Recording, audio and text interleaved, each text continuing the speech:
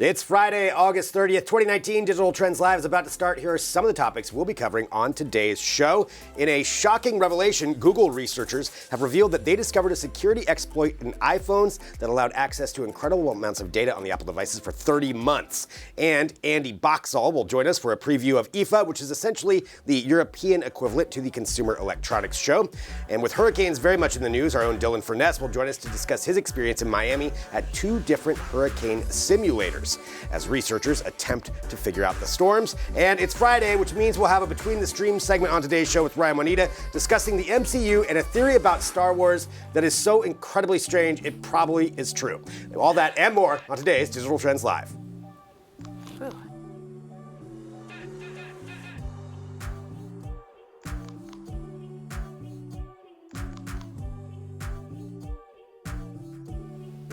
That is a new shot. I don't think we've had that one before. That's a really good one. Yeah. I know exactly where that's at. You do? I do. It's in Portland, Oregon. It is. Congratulations. Hey! Renee has already won the contest today, so everybody who is going to be competing in that, I'm sorry First that winner. you're kind of out of luck on that one. It's just not going to work out for you this time, but please compete every day to find out where our live shot's going to be from. Great. Hello, everyone.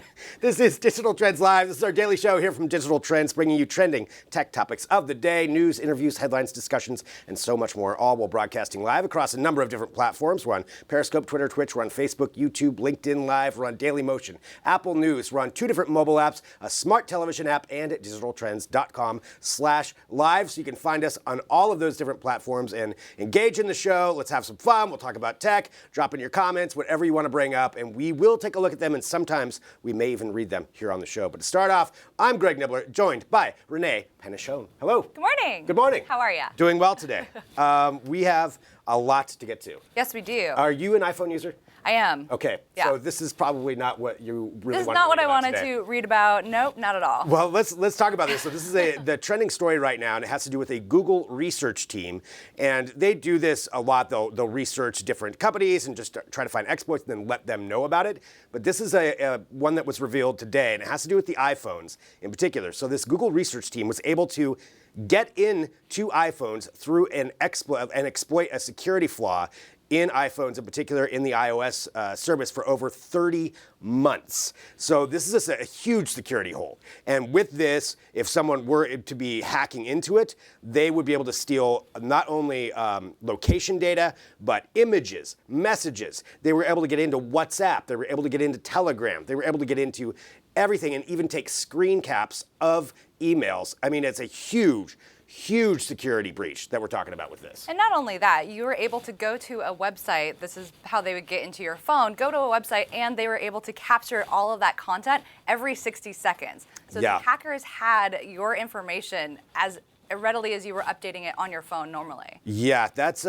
is a really big breach for Apple. Now, a couple of words about it. That Google, of course, did tell Apple about it. They let them know because they informed them so they could do an update. That happened back on February 1st, apparently, of this year.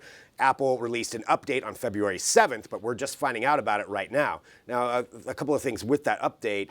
That was to iOS 12, which is the newest one. Right. But if you're running an older one, you may not have had the update. Yeah, and this really, it launched in iOS 10. So if you think back of all of the different phones that had that, it was going to be anything all the way to iPhone 7. So think about if you still have your iPhone 7, you had 10. From that point on, you may have gone to one of those websites every 60 seconds. Think of how many years of content that they're getting out of your phone on that. That at least they could have. Yeah. Right. I mean, if you had one of these where you had that happen, they could have been taking your data for every 60 seconds. So the way it was working is it was through the Safari browser. So it was an exploit in that, where if you went to one of these infected websites, all you had to do was go there, and that was it. So that's how it was able to work its way in. You went to that website, it was able to upload itself onto your phone, and then from there, technically they could have had access to all that data. And, Apple has said they haven't exactly come out and given you a ton of details of how many people are affected. They said right now, out of all the iOS users, only 12% of them are on older iOS that may still be impacted. So you still might be okay, but there are a couple things that you can do to make sure that your phone is protected right now. So if you are running an iOS system, go to Settings, general and about and find out what iOS version that you're on.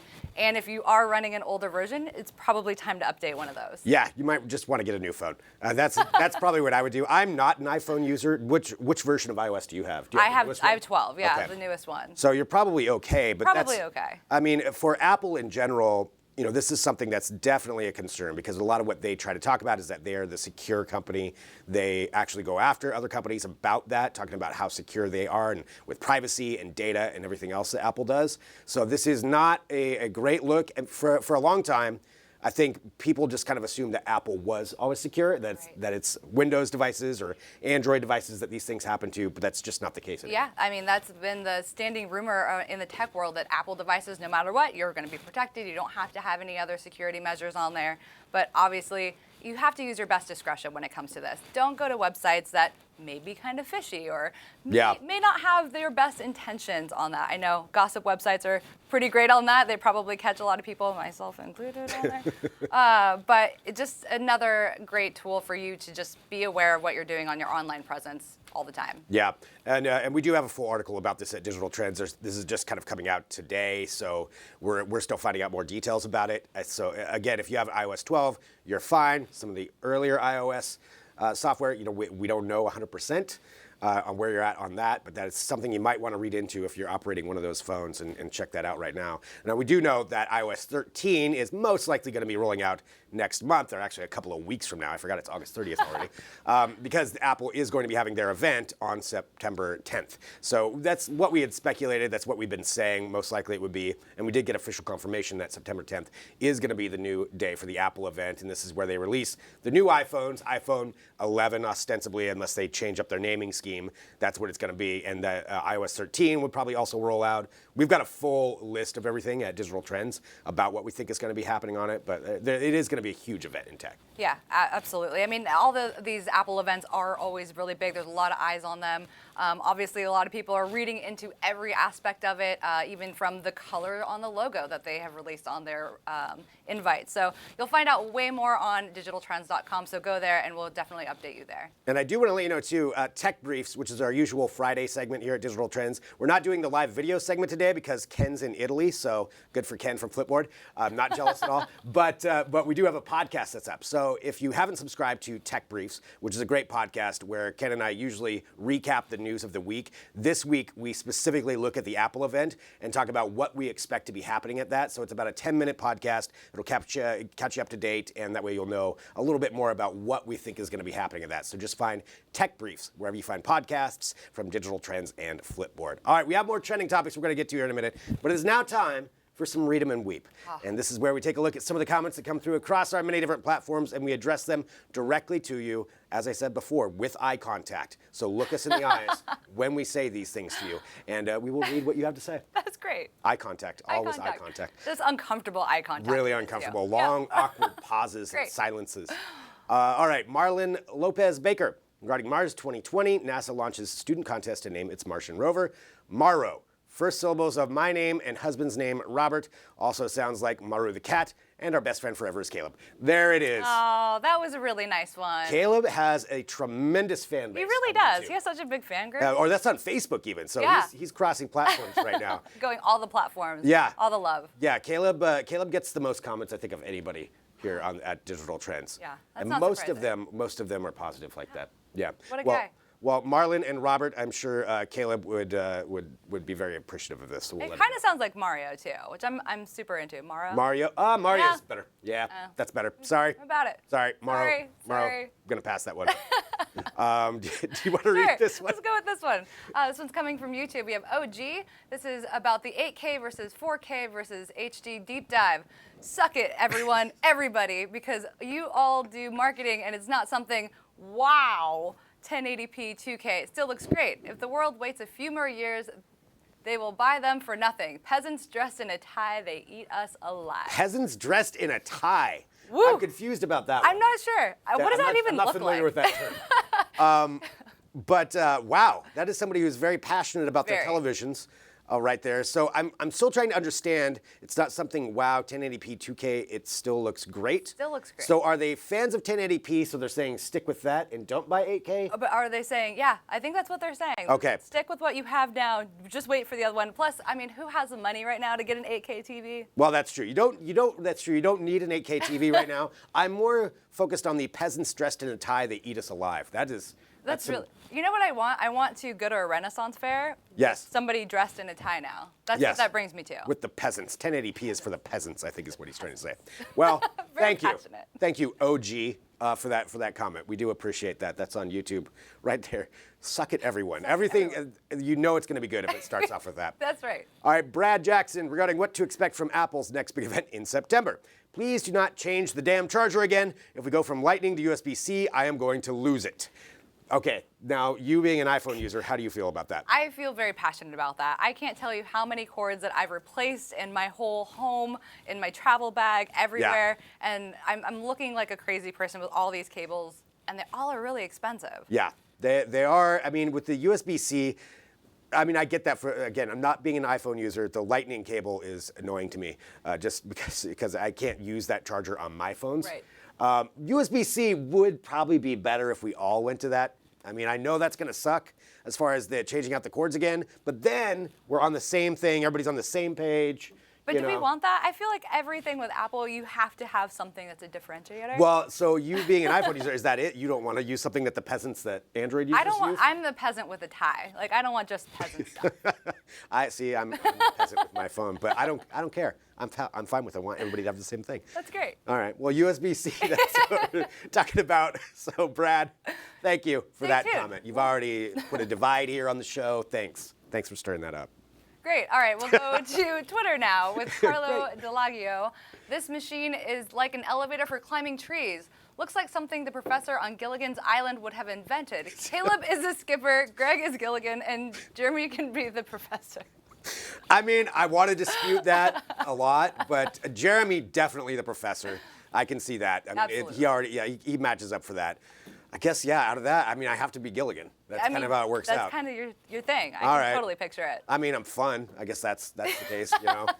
Caleb does get really angry, so you know that could be it. It'll be great. At all, but, absolutely. All right. I feel like I mean, that's a great with a hat. Yeah. All right. Well, it's a great Photoshop opportunity, I think. I'm really going to be reading into this. This is one that's going to haunt me tonight, where I'm going to be thinking about that. Like, what does he really mean that I'm Gilligan? All right. Tony Barnett regarding this is how they tie down offshore wind farms to the seabed. So they don't blow away? Are you on crack digital trends? It's to transmit the power back to shore. Who writes this dribble? Nice. All right. Well, that is some very, who writes this dribble? Tony Barnett, thank you for that comment. I mean, they do kind of have to tie them down, don't they? They do. And I want to know. Like, I'm not technically savvy on all those things. Let's talk about it. Let's get into it. I mean, it's a floating device in water that harnesses wind. Right. Generally speaking, it's going to be hard to keep that in place. But, that's true. But still, Tony, thank you. Thank you for that comment. Thank you for correcting us.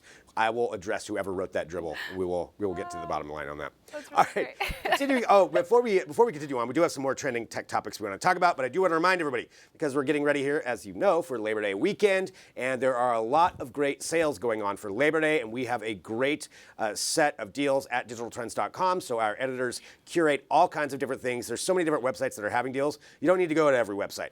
Go to digitaltrends.com, check out our best Labor Day sales, and we will have all of the best ones right there in one spot. You can see right there, that's a really good deal on that television. I was looking at that earlier today. All kinds of stuff that's going on. In particular, a lot of the Apple devices actually are on sale right now with that event coming up on September 10th. I saw some great deals for Apple, some Apple Watch 4s and different kinds of things with those. So you can check out a lot of those deals. All of them are going to be there at Digital Trends. So save some time. Just go to one place and check out our best Labor Day sales there at digitaltrends.com. All right, let's continue on with some trending tech topics. Yeah, sounds great. All right, we're going to start off with some fun things because it's Friday, and we're going to talk about shoes. We're going to talk with Nike. They are tightening its grip on their smart shoes with new laces that are controlled from Siri. So Nike Adapt Huarache, which uses Nike's Fit Adapt lacings technology, can pair with Siri to tighten or loosen your shoes. You can use your Apple Watch or iPhone to enable Siri, and a voice command can really completely customize your fit for your shoes. Yeah, it's We've seen this before. Now, we did have one of the Adapt sets in here in studio at one point. Nike brought some of them over. Have you ever tried these? I've not tried them on, but they look awesome. Is it something you would want to do? I'm totally into it. Self-lacing Yeah, shoe. Okay. reading into as more of this technology goes into this particular fit sounds awesome. I know that we were all really inspired with Marty McFly's shoes, the Nike Mag sneakers, but now we have a lacing technology in this that you can control. You can control the laces. You have different presets that you can do. You can see it on the images right there. They look beautiful. That the 2 dots on the bottom are that technology, and there is pressure sensing systems inside of there, and you control it from the app. So right here, you're seeing the Siri shortcuts. All of the colors that you have on that list were colors that you can change the soles of your shoes. So depending on what your mood is, what the weather's like outside, if you're going to a really cool party, you can definitely walk in and be the talk of everybody. The talk of the town. Yeah, I mean, I like this customization idea of it. I'm not quite sure if I would want Siri to have the activation, because can somebody else activate Siri? I don't know. know. Is it specific to just your voice? I hope that it would be you can just walk your in and voice. be like, Siri, tighten shoes, and just mess with somebody. That's kind of what I mean, that could my be mind really, goes. it could be really great. It depends on, I guess, if you're friends with that person, you would let them be that voice activated control. I'm not. Yeah. Not sure. Yeah, and again, these are coming out on September 13th, I believe is when that's going to be released. Yep. $350 though. That's a very steep price to get some of these. It is. With their previous shoe, the previous model using the Fit Adapt technology, that was a couple years ago, those were like $750. So if you're looking at it from that perspective, it's definitely a steal. But I mean, for a shoe that really adapts to whatever you need, you can do presets that you can set for commuting, for your work, for relaxing at home, and have those presets, you just hit them and it just releases your shoes. Yeah, it's trying them on here when we did have them in. I got to try one of them on, and it is cool. Yeah. It is cool to be able to do that and just have the different tightening. I mean, I want to see them once they start rolling out for all kinds of different styles. But like you said, you could have like the different settings for your laces, but different kinds of shoes. Yeah. Like running shoes, that would be great. That would be awesome. If you're in the middle of the run, be like, okay, I need to loosen it or tighten it up for something. That's pretty cool. You could just do it on your phone or on your watch. Yeah. Like that makes it a lot easier. You don't have to stop your workout. I guess that can really be the draw point for it. Right, and so that's pretty cool. And there's a huge article about this at Digital Trends right now. Again, talking about these Nike Huarache, Nike Adapt Huarache. There we go. I got it right. And hopefully we'll get them in here. We can try them out. We'll have somebody run around town with these on. So we can, that would be cool. Nike, if you want to stop by, we would love to try some of these on. All right, continuing on with some trending news topics here on Digital Trends, because that is what we do. There is this. We know that Microsoft is going to be having their event on, I believe, October 4th is when that's going to be happening. But before that, we're going to have this, and that is that the Microsoft HoloLens 2 is going to be going on sale and available in September, according to a report by Reuters. So this happened at the in Shanghai for a big event that was going on out there, and it was Microsoft's Executive Vice President Harry Shum said this on stage at the World Artificial Intelligence Conference, which sounds pretty cool on its own. So the HoloLens 2, if you're seeing it right there, this isn't probably something that you're going to be getting for your own use. Right. Unfortunately, because I really wish this would come out. I love the idea of this. This is by far, at least from what we've seen, the most advanced augmented reality system that's available, that's out there at all.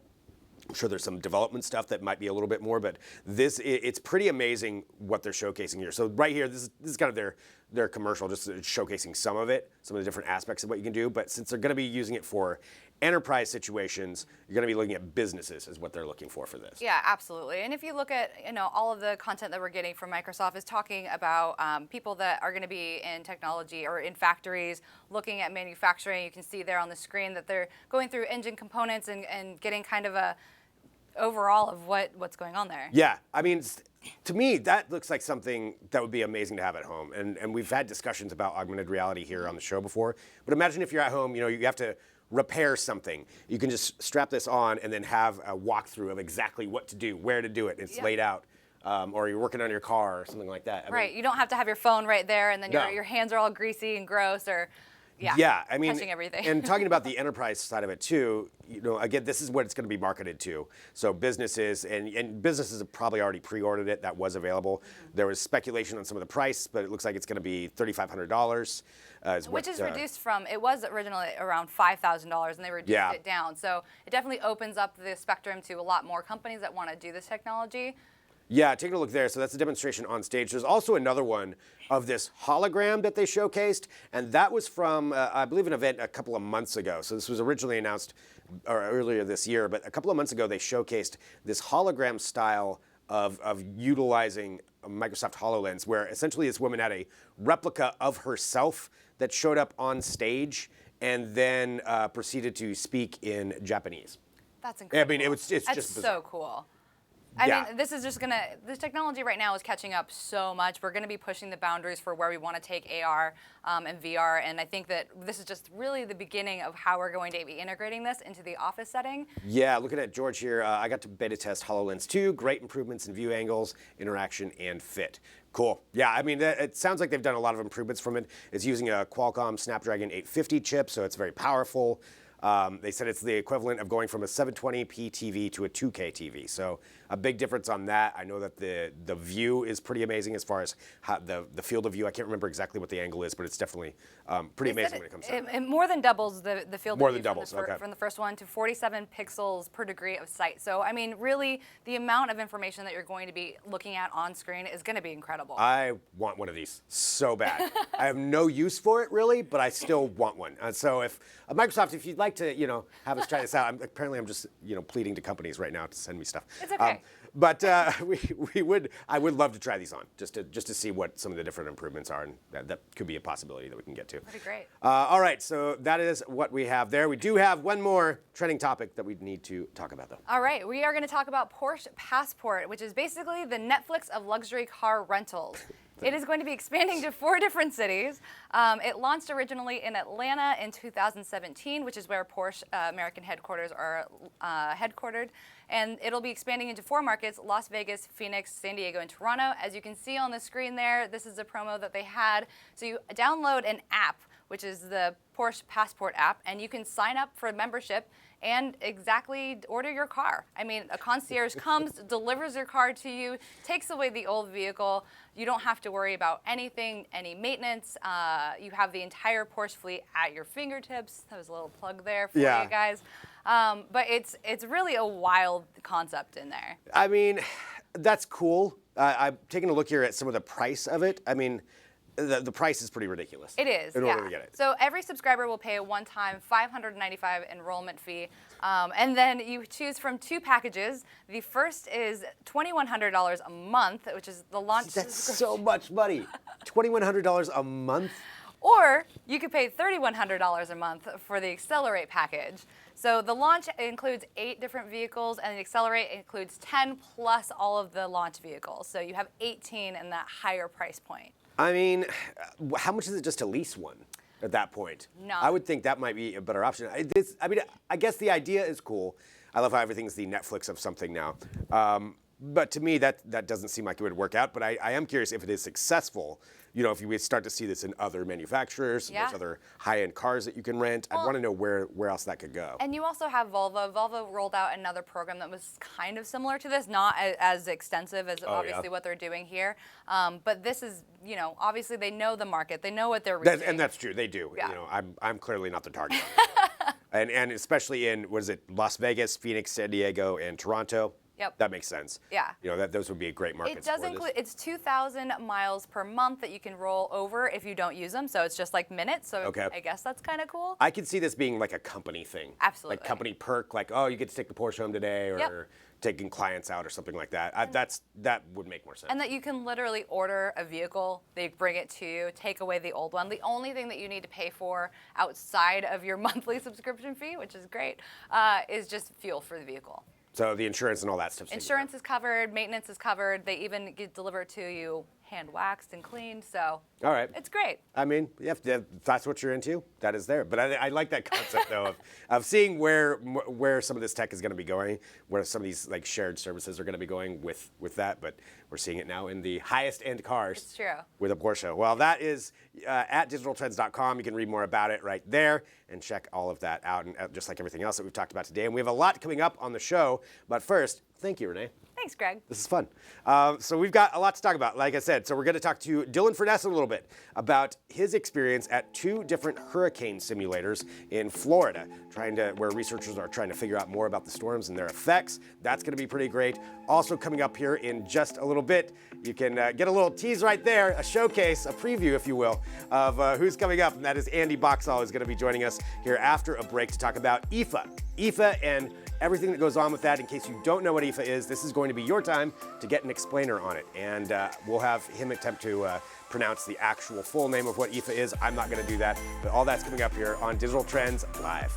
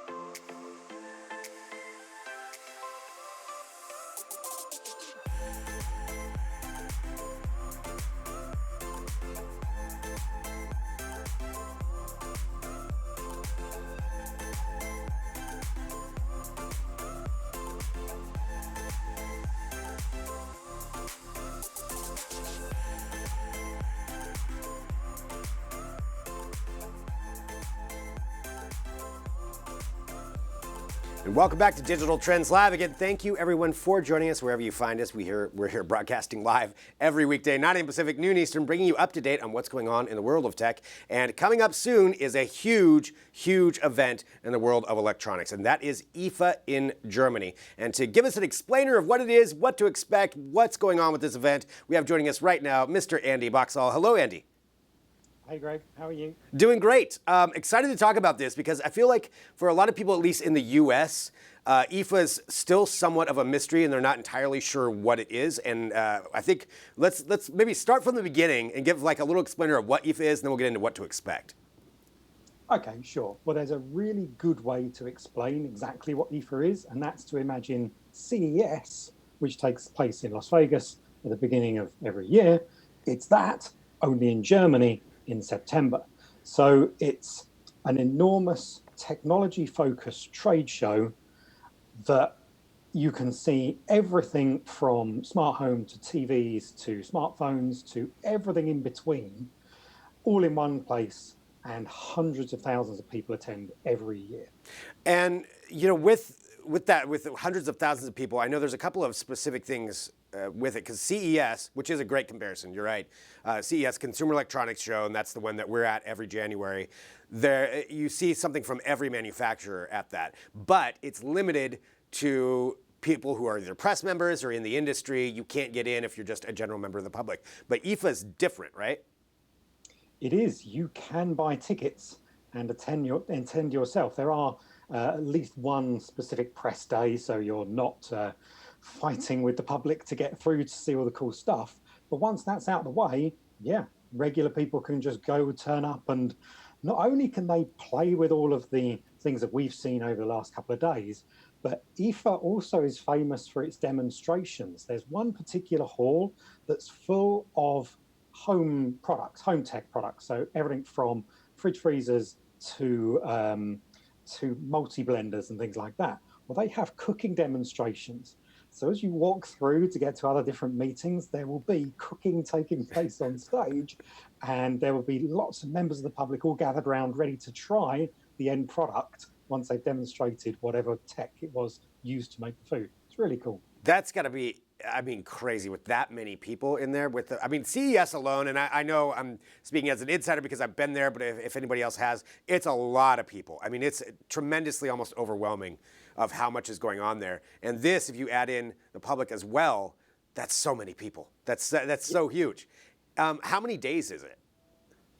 So I think it takes place from September 6th, I believe, is the first day, or 5th, something like that. And then it goes on for a good few days afterwards. It's, I think, 4 or 5 days in total. But there are a couple of press days at the beginning where everybody makes sure everything's ready to go and we can get to see the new stuff ahead of the public walking in. Well, talking about the new stuff, how many new products do we typically see at IFA, or do they save it for CES? Or is there going to be some brand new stuff? Maybe we can walk through what we're kind of expecting. Sure. What's interesting about IFA is that it takes place in that middle area. So we've had CES for the year. We've had MWC, which is where all of the new smartphones and mobile tech comes along. And then you've got a couple of months and you've got IFA. So it falls directly into what manufacturers do for the second half of the year. We'll often see more about televisions and audio and smart home announcements here because you've got CES and MWC. That's happened for the very, very major product launches. So you just get this interesting mix.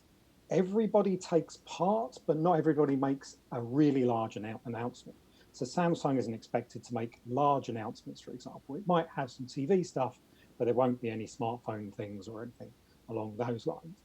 Instead, what we should look out for, there's 3 major companies, in my opinion, that we should be looking out for. The first is LG. LG's already sent out some teasers, and we should expect a dual screen phone from them. And anything LG does is always exciting. They're quirky, fun, and interesting, and their hardware is really good. So whatever LG's got planned, I'm really excited to see. The next is Qualcomm. Qualcomm's talking about a lot of things to come at IFA. Inevitably with Qualcomm these days, it's going to be 5G related. So it'll be very interesting to see what they've got. And finally, it's Huawei. Huawei is not going to bring a smartphone, but they're going to talk about their new processor, the Kirin 990, we assume it's going to be called, and that's going to be doing their next smartphone release. And there's also going to be plenty of 5G stuff in there. Really exciting. I think to go back through a couple of those, talking about what to expect, that LG dual screen some way phone, that's been rumored for a long time, hasn't it been? I know we've seen like some patent renderings of what it could be. Do you think it's going to be foldable or just 2 separate screens? When the teaser came out, I spoke to LG to see what they had to say. And at that time, they said something along the lines of, no, there's not a folding smartphone screen in the near future, or something along those lines. So to me, I think it's probably going to be similar to the V50 and the dual screen case system that we saw at MWC, perhaps something like that. So LG said not a folding smartphone, so we assume it's something along the lines of the V50. That's pretty cool, though. I am excited to see that now. And that's on the mobile side coming from LG. And then OnePlus, I know, is going to be there. We talked about it here on the show the other day with Caleb, but not there for a phone because they're debuting a television, which just is a weird jump to me with OnePlus.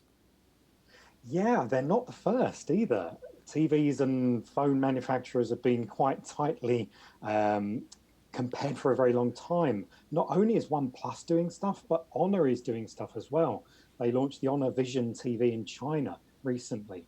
So, I mean, there's a lot of crossover anyway, and a lot of the tech that they use within phones easily goes to televisions.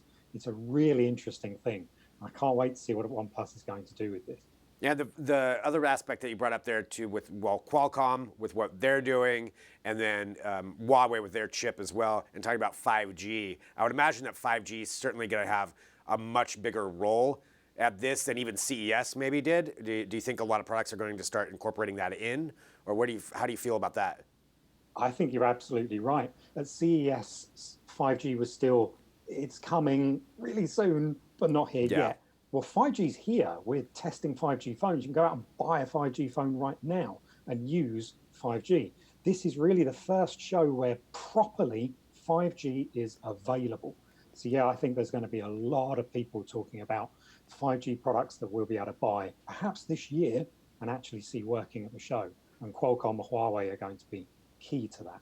I should remind everybody too that you have there's a great article at digitaltrends.com about you going to Monaco and testing out their entire citywide system of 5G, which they have now. So it's really great to see that and just your experiences with it. 5G is going to be amazing, and I'm excited to see what companies are going to start doing with it, or what maybe some of the potential is once does roll out everywhere, and all that's going to be at IFA. So I know we have a preview article up, but you're actually going to be there, right? Yeah, I'm going to be there with several other Digital Trends team members. Caleb's going to be there, and we're going to cover the TVs, and we're going to cover computing. Didn't mention computers. That's another big thing at the show. So we're going to have lots about that too. And cars, that's another thing to think about with the 5G stuff. So Wow. yeah, we're going to be there. And as you can tell, I'm pretty excited about being there. There's going to be so much cool stuff to see. All right, well, we will look forward to finding out everything that's going on. I really want to see that LG phone. I know you'll be there first to get it for us. And Andy, thanks so much for joining us. Pleasure, no problem at all. All right, that is Andy Boxall. Lots of amazing articles from him at digitaltrends.com, keeping us up to date with what's going on at IFA, which is coming up next week. So we'll have all kinds of coverage of that.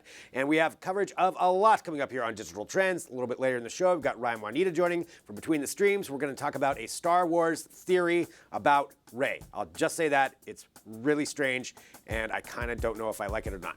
But we'll be discussing that, and we've got a lot to talk about here. But up next, we've got Dylan Furness is going to join us to talk about his experience at 2 different hurricane simulators in Florida. I know with the hurricanes that are happening right now, they're heading toward Florida. It's a big deal, and it's something that these researchers are working on to try to figure out how we can better prepare, to better understand the storms. He went down there and experienced it himself, so we'll be talking about that next. So stick around, drop in your comments. Back here in a minute with more Digital Trends Live.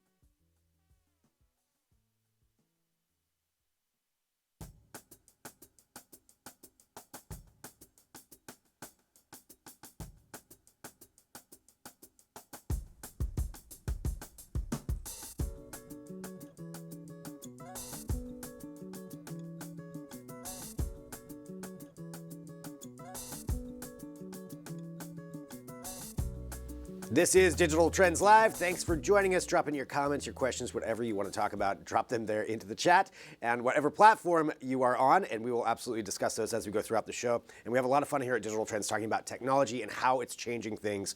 And certainly, there's an aspect right now having to do with the weather. We know that there's a hurricane in Florida, and we have an article up at Digital Trends right now talking about how researchers are researching hurricanes and how we're utilizing technology to try to understand that better. And the author of that article is Dylan Furness, who's joining us right now. Dylan, thanks so much for being here on the show today. Hey, Greg, how you doing? Doing great. I really enjoyed reading this. Found it really fascinating, understanding what's going on. But to give everybody an idea, can you talk about what it is that you went and did? Sure. Yeah. So down in Miami at the University of Miami, and then at Florida International University, they have two separate hurricane simulation machines.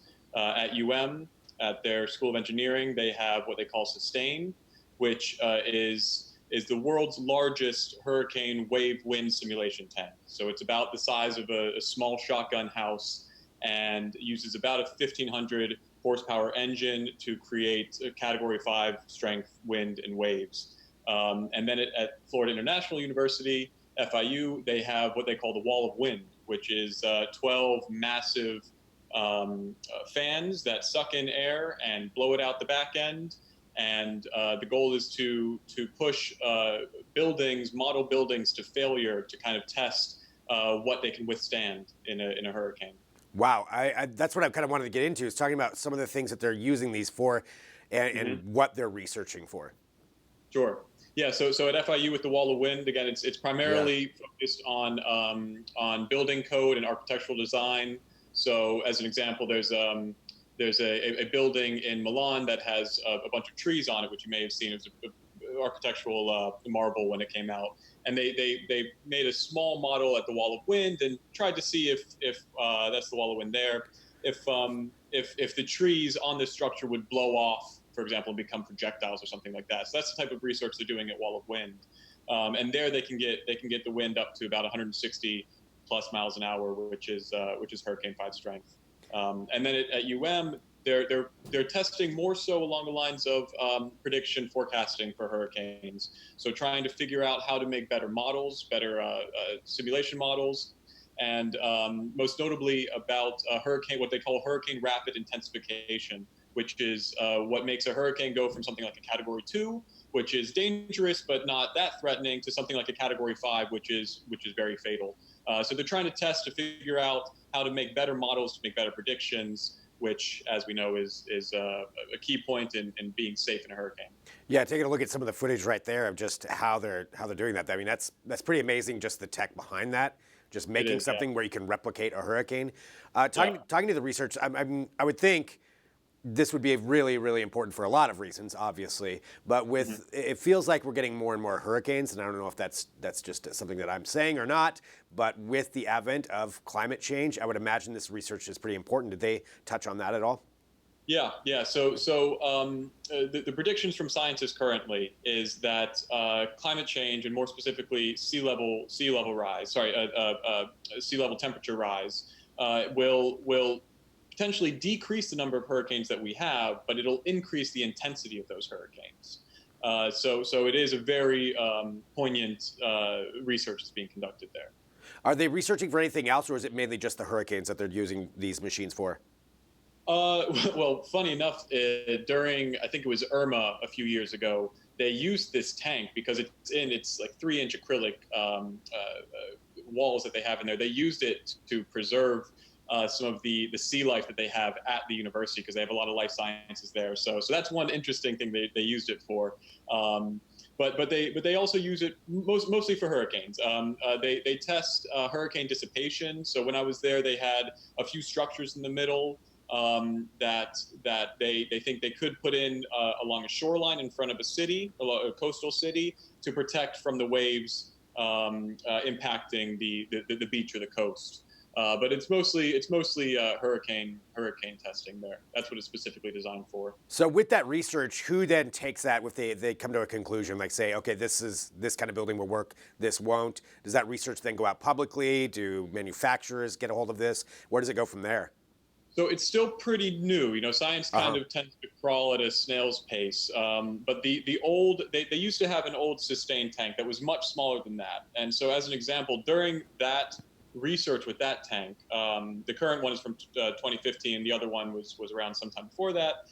The research from that tank figured out a way to calculate the interaction between the water particles and the air particles in a way that has improved hurricane forecasts. So all hurricane forecasts now use an equation that was discovered through the old tank. So that's the type of stuff that they're really discovering with this. The new tank, they haven't yet revealed anything yet. Again, it's been relatively new, but they hope to figure out stuff like that. Well, it's pretty incredible. That's really great that you got access to that to be able to check that all out. I mean, and the article is fantastic. It's at Digital Trends right now. I highly encourage everybody to go take a look at it and get to understand a little bit more about what's being done. And that's everybody in Florida right now as we're getting ready for that hurricane to hit. It's not going to be the first one, so the more that we can find out, I think the better overall. Indeed. Yeah. Well, yeah. As a born and raised Floridian, this is something that's very close to home for me. Well, Dylan, thank you so much for going down there and writing that article and finding out a little bit more about that and spreading the word. And thanks for joining us here today to talk about it too. Awesome. Thanks for having me. All right, so that's Dylan Furness. So you can check out his article at Digital Trends. And I will say this, we also have our podcast, Trends with Benefits. And we did that live yesterday. We do a live video, and then the podcast goes up. And it was all about weather technology, where we've come, where we're at. We do talk about the hurricane simulators, but then also what different groups are doing to try to either mitigate some weather concerns or even up to changing the weather. There's a lot that we cover in it. It's a half-hour podcast. Again, that's called Trends with Benefits. So wherever you get podcasts, look for that one and download that episode. And we have more coming up on the show today. Ryan Juanita will be joining us. We have some more news. Up next, we're going to take a quick break, and then we'll be joined by Brad Williams from Mercari, the head of communications for Mercari, and it's a selling app where you can reach a large audience. We'll be talking about that, all that and more, all while broadcasting live. Stick around. Back in a minute with more Digital Trends Live.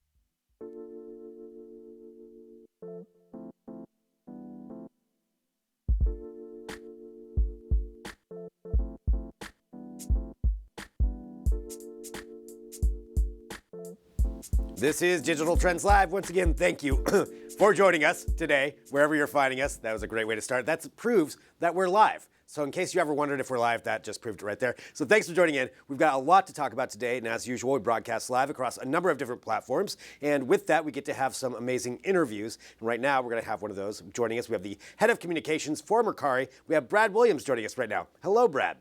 Hey, Greg, how are you? Doing great. Thanks so much for being here on the show. You know, we talk about a lot about technology and about how it's changing our lives, and certainly e-commerce is something that is constantly changing, and Mercari seems to be at the forefront of that. And can we talk just a little bit about what Mercari is, and then I want to get into where you're going right now. Sure. So Mercari started in Japan in 2013, and we quickly became the #1 marketplace for consumers in Japan, and really drove a behavior change in Japan. Before Mercari, people didn't do a lot of buying and selling secondhand in Japan, and Mercari really sort of changed that behavior and became kind of a household name overnight. And so we launched Mercari in the US in 2014, and in the US we position ourselves as the selling app. And our mission is to make selling even easier than buying. It's a big, hairy mission with a lot of complex technical challenges and other challenges, human challenges, and but we're making progress. Well, let's walk through some of that and just talk about how the app actually works and what it's like for that user experience. Yeah, so if you're familiar with eBay or Craigslist as a sort of version 1 marketplaces, I actually used to work at eBay. You know the general concept of buying and selling, and in the last year, about a third of Americans sold an item used online, mostly to clutter out their homes. And so where Mercari comes in is we're a smartphone-based app. We were developed by actually a game designer in Japan. Shintaro Yamada built the first Mercari app based on his knowledge as a game designer and made it engaging and simple and fun and easy to list and sell things. And you just take a few pictures, you list it, and you don't have to pay anything to list it. And when it sells, we charge a 10% selling fee, and shipping is seamless and included. And we make it very easy to do. We print out a label right from your computer or from your smartphone, slap it on your box, and drop it in the mail, and you get paid. That's pretty fantastic to be able to do it that easy. Walking through a little bit more, talking about the back end of it, you talked about how much research there went in to do that. Like, how are you able to do this that easy? Well, I think there's a lot of smartphone technology that just makes everything about this easier than it used to be on a PC back in the old days, right? I mean, you've got a built-in camera, you've got all kinds of sensors.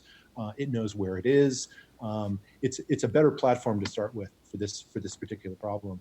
And I think with Mercari, we've made it fun and simple. It only takes about 3 minutes to list an item for sale on average. And we've got about 45 million downloads in the US. There's a lot of American consumers using this app. And you know, in the US, we've got sort of a unique problem that they don't have in Japan, and that's household clutter on a scale that is unique in the world. The US is the only country with a self-storage industry, and 20% of us pay rent for stuff we don't use anymore.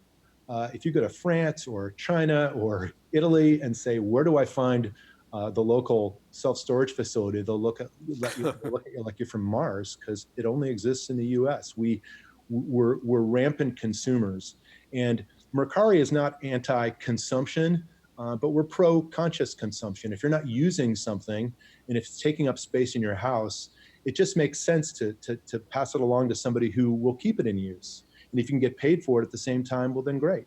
So what we find is lots of times, like particularly now for back to school season, parents and kids will get on to Mercari together and sell old clothes, sell old toys, to make room and to make budget for the new things that they're buying for the school year. And so parents, we found, are using this as an opportunity to teach financial responsibility to kids and show them firsthand what it's like to take something and turn it into money. That's a great concept right there. And you're right. I never thought about it how that the storage industry is a uniquely American thing that's not everywhere else. It's crazy. And it's, you know, the storage industry is the one industry that's telling you, hang on to it. Greg, you might need it. Don't get rid, you might need it. And they have your credit card and it's billed once a month. And it's essentially like a long-term loan. I mean, you're paying to keep your stuff there. It compounds over time, and it's stuff you're not using. And so there's an entire industry that's really, unique to the US and maybe Canada, that is bent on convincing us that we need to hang on to everything we've purchased, whether it's being used or not. And we just think that it's much more practical. It's much more financially sensible. It's much more environmentally conscious to keep useful things in use rather than allowing them to sit unused. It's a lost opportunity. What are some of the trends that you've seen just since this has been around for a while? You've been able to see a lot of these different transactions, just and generally speaking, when it comes to e-commerce. Yeah, so on our site, clothing, shoes, and accessories for women and for men are our number one category. A lot of people come to Mercari to sell or to buy a clothing item, and then they see that you can get anything on Mercari.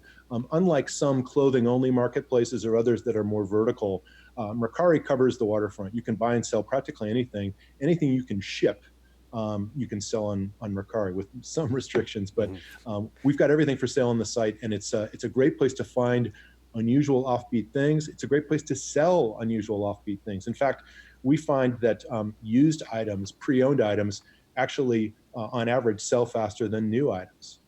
Wow, and that's great. I mean, for especially here, just to be able to sell something that easy. Yeah. I certainly have a lot of things that I need to sell, so I'll probably be checking this app out. Going forward, having this data previously, where do you think that selling trends are going to be heading? Like, how do you think this is going to be in like 5 years from now? Well, I think, demographically, if you look at people under 30, there's a definite sustainability trend that group is driving.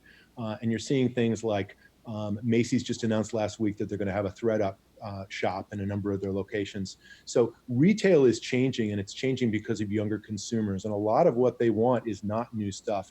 And this is really sort of a hangover from fast fashion that really encouraged consumption of lower priced, seasonal fashion.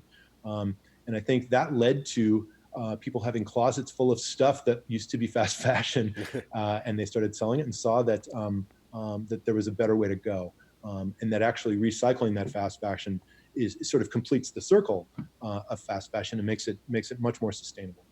Well, for anybody at home who wants to try it right now, downloading the app, and again, launching in the U.S., you already have a big number of people who have already downloaded it. But is that the best way? Just download the app, set up an account? Give it a try. MERCARI on the iTunes Store or the App Store, the Google Play Store, and download the app. Give it a try. And like I said, it only takes about 3 minutes to list an item. Great. Well, I will definitely be trying it out. And thank you so much for joining us here on Digital Trends Live, too. It's always great discussing different ways that technology is being utilized. And certainly this is something that you're at the forefront of. And we all need to sell some more stuff. So I'm going to be doing that myself. Thanks a lot, Brad. Thank you, Greg. And again, this is Digital Trends Live. We are live, broadcasting here every weekday, 9 a.m. Pacific, noon Eastern, bringing you those tech headlines, rain or shine. And what we're going to be doing right now is taking a quick break. And we've got a few more news stories for you. And then Ryan Juanita is going to hop in here from between the streams. We're going to walk through some of the new MCU developments, in particular the Marvel television shows and that Star Wars theory I've been bringing up. All that will broadcasting live on all these platforms. Drop in your comments, questions, whatever you want to bring up. Back here in a minute with more Digital Trends Live.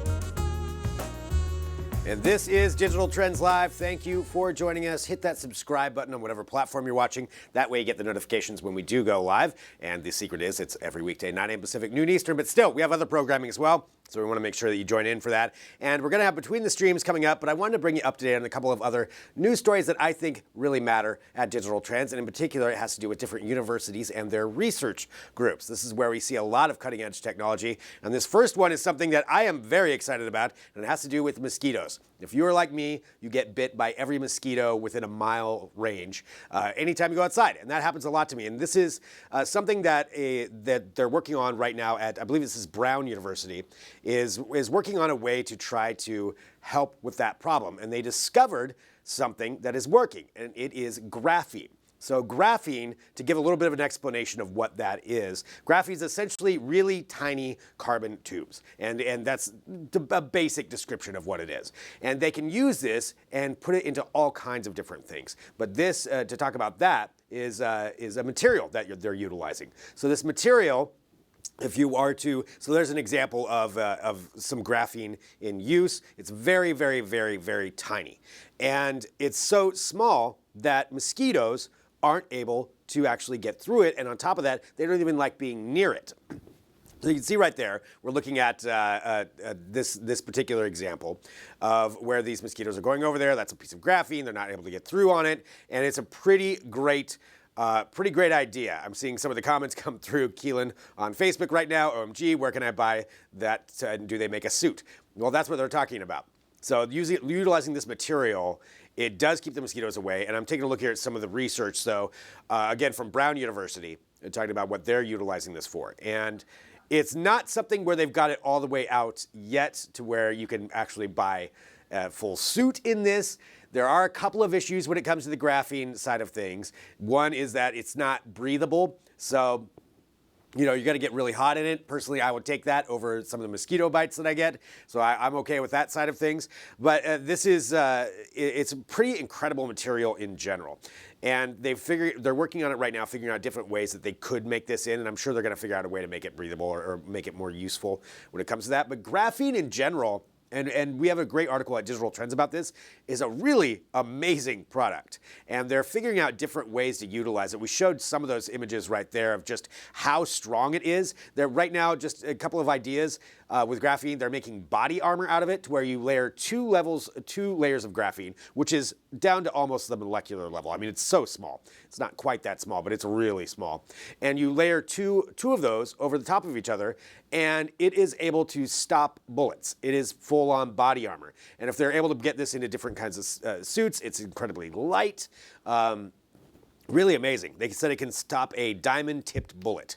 That is what it could do with that. They were also using it for different filtration examples. So they're able to filter seawater with it, not all the way to drinking levels to where you would have 100% saline-free water, but it is able to filter out 85%. So that's an incredible amount just on there, and they're able to use that in agriculture. So you're able to water crops with this 15% salinated water just by using the graphene. So again, there's a lot that's being going into this and a lot of things that they're trying to figure out how to utilize it for. But number one in my book is mosquito repellent. If they can make that, I don't care how hot I would get, I would wear a full suit of that. I agree with Keelan on that end. All right, continuing on. Got some more things that we are going to be talking about here. So again, I'm just bringing you up to date on some different articles that we have at Digital Trends, and it has to do with different universities and their research groups that they have going. Some pretty interesting stuff that I think everybody would want to know about. This next one comes from MIT. Actually, the next two do come from MIT. But this is something they're working on with the city of Amsterdam, and in particular with the different ways that Amsterdam is utilizing their seaways. So as you know, Amsterdam, it's got a lot of different riverways and canals that go through their city, and this is called their, I'm going to say it, the rowboats. It's robotic boats. Rowboats. This is what they're calling them. So this partnership between MIT and the Amsterdam Institute for Advanced Metropolitan Solutions is figuring out ways to use autonomous boats.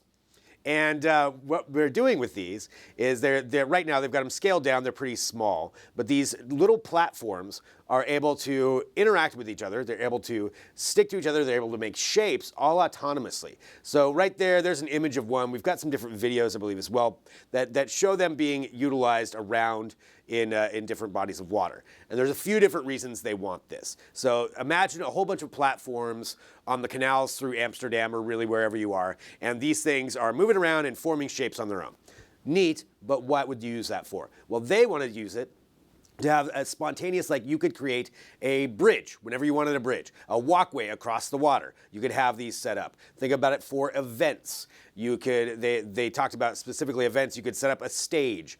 And the technology behind it is pretty amazing in that it's able to maintain that position on the canalway. Let's talk about the tech just a little bit. So these things have propellers on them. They've got all of that. But one of the main things is that they have a unique way that they connect to each other. So there's one that's called the Connected Vessel Platform, and that's the controller. And then you have other ones that are workers. So the one kind of dictates where the other ones go and how they connect. And there's an article that just came out from the IEEE, one of their conventions, their International Symposium on Multi-Robot and Multi-Agent Systems. This is a big event that they just had, where they're talking about how now they can form different shapes. And they're looking at maybe ramping these up, utilizing them in Amsterdam, but it's a really cool project, and to think about where that kind of tech could end up, pretty cool stuff. So yeah, there's an example of it right there being utilized. But that is another thing you can read about at Digital Trends, and that is the rowboats. The rowboats. Get it? All right. Continuing on. Let's do one more here. One more story, and then we're going to take a break, and we're going to be doing some between the streams. This last one I wanted to bring up is also MIT partnering with Facebook. And there's something else they're doing. They are training AI with Minecraft. Yes, they are training AI on Minecraft, in my opinion, the world's most boring game. I also know it's probably the world's most popular game, so I know, you don't need to write me about it. I get it. You like your Minecraft. But here's what's happening. So they're using artificial intelligence, and they're training it with Minecraft, and actually it's pretty incredible what they're doing. So the way that it's actually happening. And they're utilizing it because of the different decisions that AI has to make within Minecraft. And specifically, they walk through some of the different examples of that. They said, for example, if they tell the AI to build a tower 15 blocks tall. Well, normally, if an AI is trained just for one specific task, that it's not going to be able to understand that. This, though, since they can change it up, they can say different materials. They can say build it over here. 15 blocks tall. Does that mean you build a pyramid? So it has to make different decisions and understand different ways that it can accomplish a task. And so that's why they're utilizing Minecraft for it. So they think that with this, you're going to be able to get AI that can not only multitask, but also self-improve. So once it starts doing something, it can understand, oh, well, that didn't work. This does work. It can work in a very, a very diverse environment, a lot of different obstacles, a lot of different things it would have to overcome. So they have the AI working on Minecraft and trying to figure out how they can utilize that and train it better and have it self-improve. So that is what we're looking at there. That's another study you can check out at digitaltrends.com. Let us know what you think about that in the comments. All right, we are going to do this now. We're going to take a quick break here on Digital Trends. I'm going to get out of this studio. I'm going to go down to another room here, and we're going to meet up with Ryan Juanita for Between the Streams, where we bring you up to date on some of the things that are going on in the world of movies and television. And if you are a Star Wars fan, you're going to want to join this conversation. I want to know whether you agree or disagree with what we're going to be bringing up. It's a contentious issue, but we'll be talking about that. We'll also give you a little bit more detail on what's going on with the Marvel Cinematic Universe, in particular those new Marvel television series that are going to be at Disney+. We'll tell you who these characters are, all that and more. Stick around. Back here in a minute with more Digital Trends Live.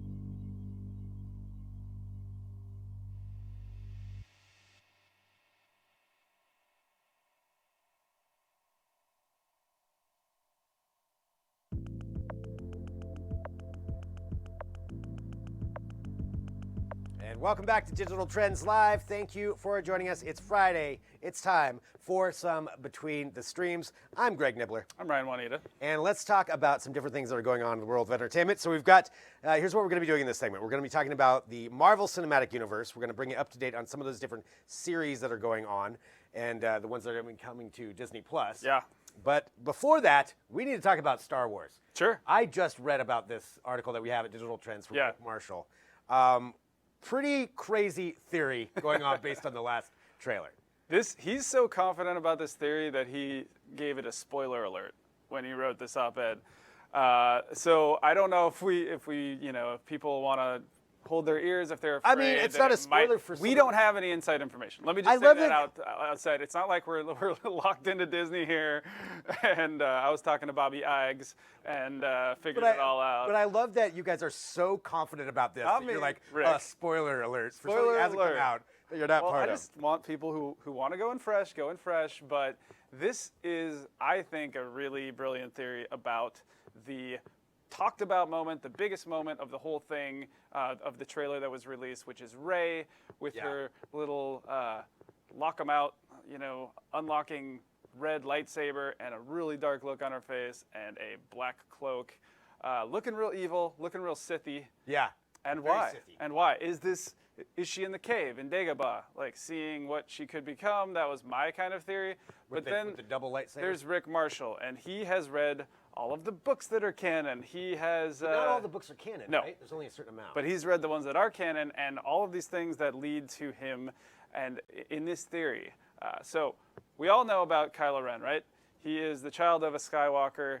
He is, Han Solo's kid, a rogue hero, turned into a bad guy, right? Yeah. That is a thing.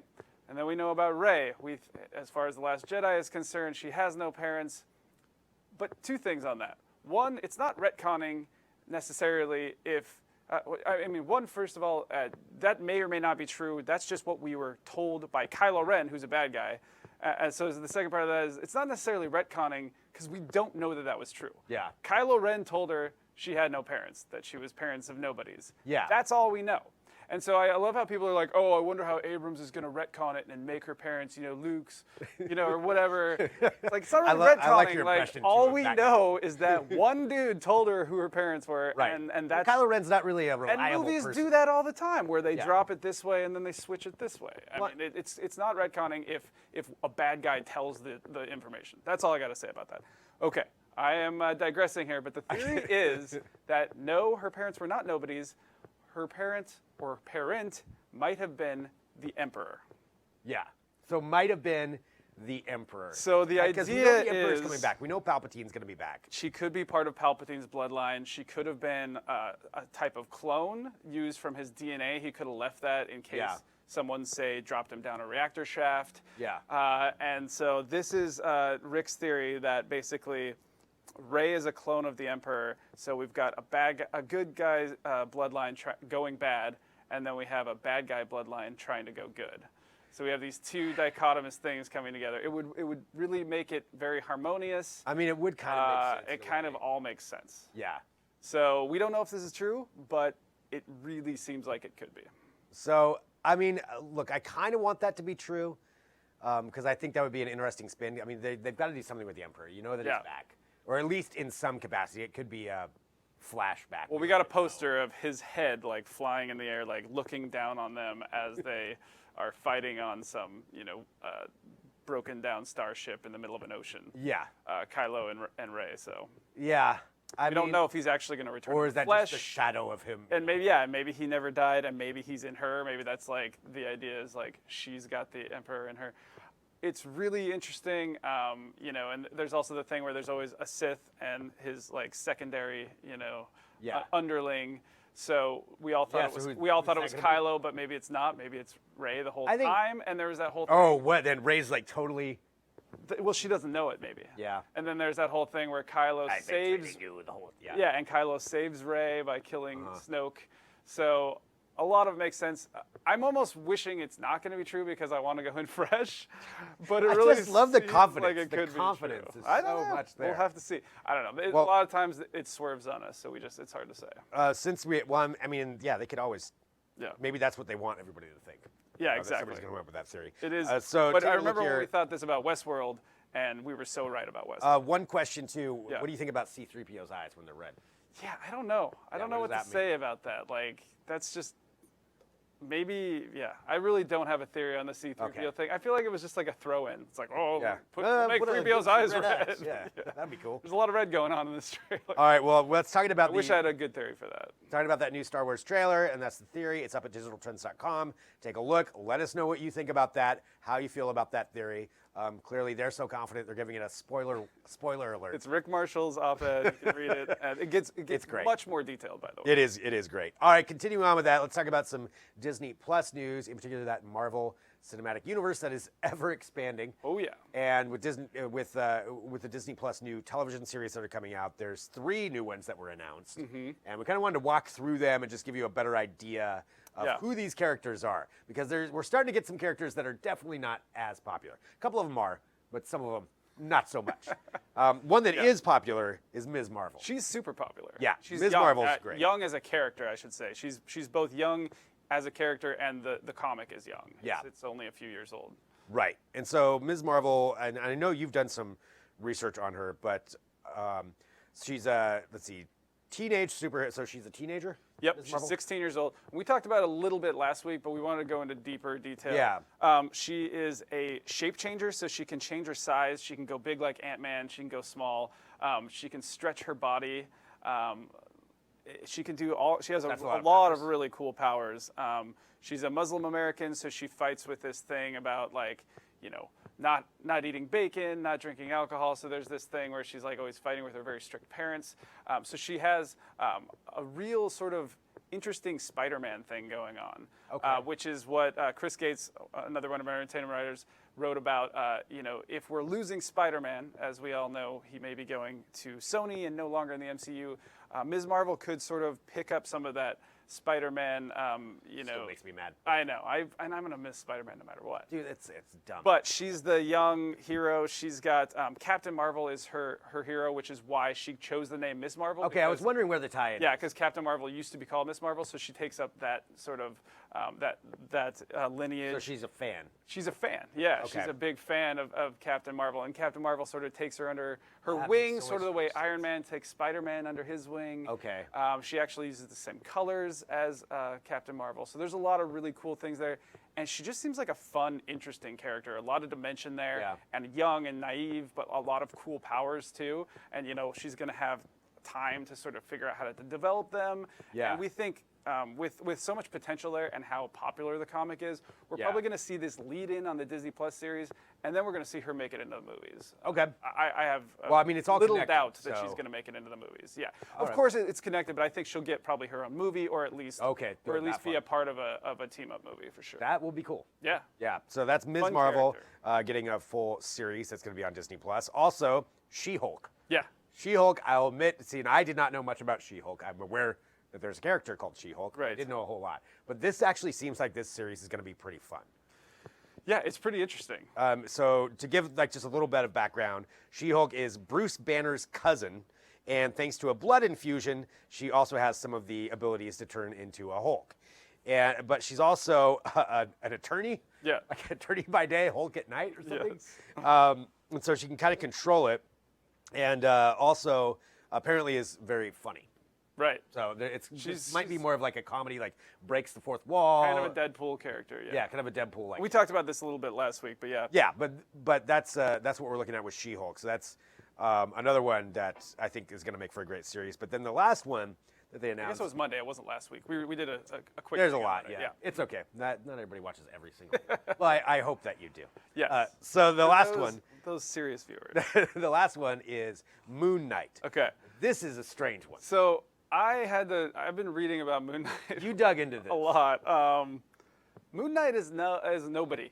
I mean, this character has like 5 origin stories. He's basically a blank canvas. He's sort of like Batman, but not. There are many iterations in which he has multiple personalities, and those include a sort of a Batman-esque millionaire called Mark Spector. And then there's like sort of a cabbie. He turns into a cabbie character. Yeah. And then there's also Moon Knight, who wears this silver garb at night. and runs around in the, it's like probably pretty easy to see him. And they say he like does it so that criminals will come after him. He's like, oh yeah. Oh, he wants Bring to be it, seen? bro. Bring it. Okay. Yeah. All right. He was a mercenary he was a Marine turned mercenary.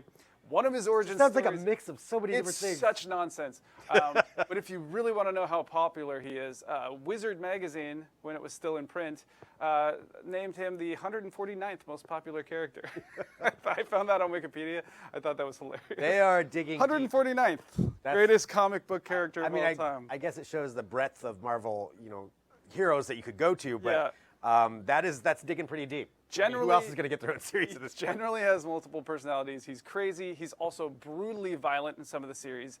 So it's a little bit of Punisher, a little bit Yeah, of. and he meets up with everybody from Punisher to the Avengers to the X-Men to Fantastic Four. As Rick put it, he often couldn't carry his own series, so they kept giving him team-ups to keep the comics going.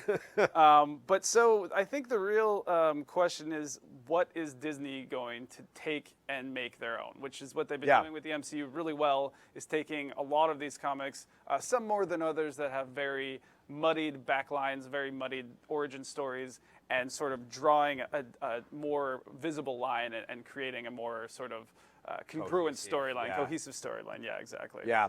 Well, So they could really go anywhere with him. He could be everything from a guy who thinks he has magic powers from an Egyptian god, but is really just crazy and has multiple personalities, to a guy that is actually the avatar of a deity, Egyptian deity that has these powers at night that can like do all kinds of stuff.